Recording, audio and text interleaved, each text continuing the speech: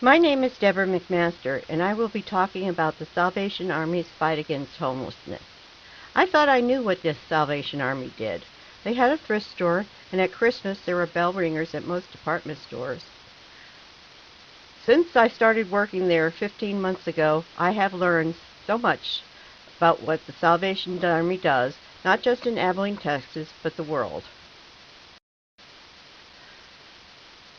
William Booth was an ordained Methodist minister with church in London, England. He saw that people living in the East End of London were in extreme poverty. His church did not approve of his efforts to help them. So Booth and his wife Catherine left his church in 1865 and formed an angelic group now called the Salvation Army. They became involved in feeding of the hungry and the homeless and rehabilitation of alcoholics. The first group of Salvation Army officers landed in New York City on March 10, 1880. The international headquarters is still in London, England, and in July of 2015, the Salvation Army celebrated 150 years of doing the most good.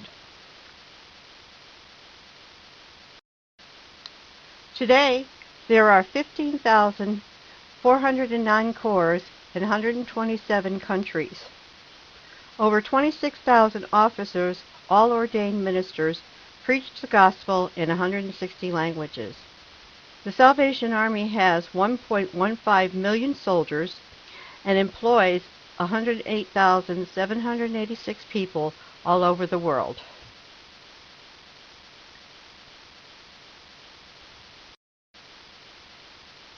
There are several underlying causes for homelessness.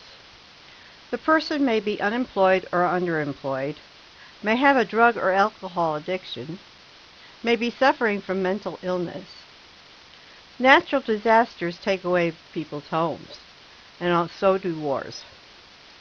The Abilene Salvation Army Action Plan is free nights at the Salvation Army.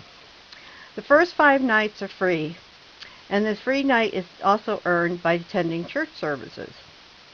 If the weather is above 98 degrees or colder than 32 degrees at check-in time, which is 4:30 p.m., they get a free night.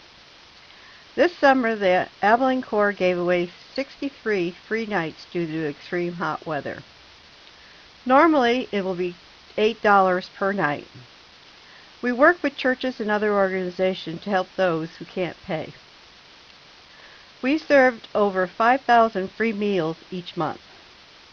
We give away an average of 1,500 articles of clothing per month.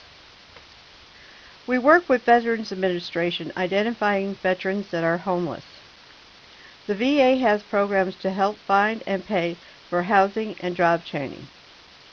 The Salvation Army helps by giving the veterans household items and furniture from the thrift store for their home. If we suspect that a client has mental illness issues, we have them evaluated at the Betty Hardwick Center. We also have an on-site drug and alcohol program, and we also have a program called Homeless to Work.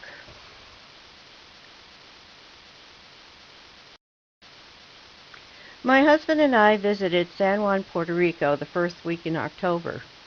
I had heard that the government was going bankrupt, so I looked further into it.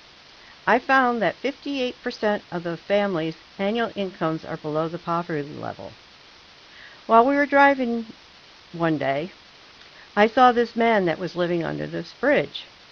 I took his picture just for this project. He had a sofa and a tent and some clothes and lots of garbage. I also saw that when we went to old San Juan, that this man was on this bench. And every time we visited, he was on the same bench. So I believe homelessness is quite a problem on the island. There are police officers on every block to ensure tourist safety. Tourist industry is very important for them, and while we were there were 2 cruise ships in the port. I also found out that there are 5 Salvation Armies on the island to help in this problem. Around the world, The Salvation Army has some specialized homeless facilities. They have homeless hotels, children's homes, homes for the elderly, mother and baby homes, and refugee facilities. The Salvation Army International Action Plan has to do with many relief actions. On Saturday, April 25th, 2015, a 7.8 magnitude earthquake struck central Nepal. Over 3,000 people were killed and many more were injured. Hundreds of thousands of people had no homes to go to, and some could only be reached by helicopter due to the craters in the roads. FedEx donated $50,000 to the Salvation Army to aid in their relief efforts. Still today, the Salvation Army continues to manage 6 camps in the Kathmandu Valley. We provide tents, food, shelter, and clothing, and anything else that we can provide. One of the biggest relief efforts that the Salvation Army is helping with is the refugee crisis. An estimated 9 million Syrians have fled their homes since the outbreak of civil war in March of 2011. The numbers are growing, and over 700,000 people have left this year. Many countries are becoming overwhelmed, and all the people want to do is go to Germany and other countries to get jobs. In Greece, the Salvation Army makes sandwiches every day to feed those that are Catholic in the Athens parks, and they also hand out any supplies that they may have. The picture of the little boy breaks my heart because the Turkish border has closed for some time now, but they still come.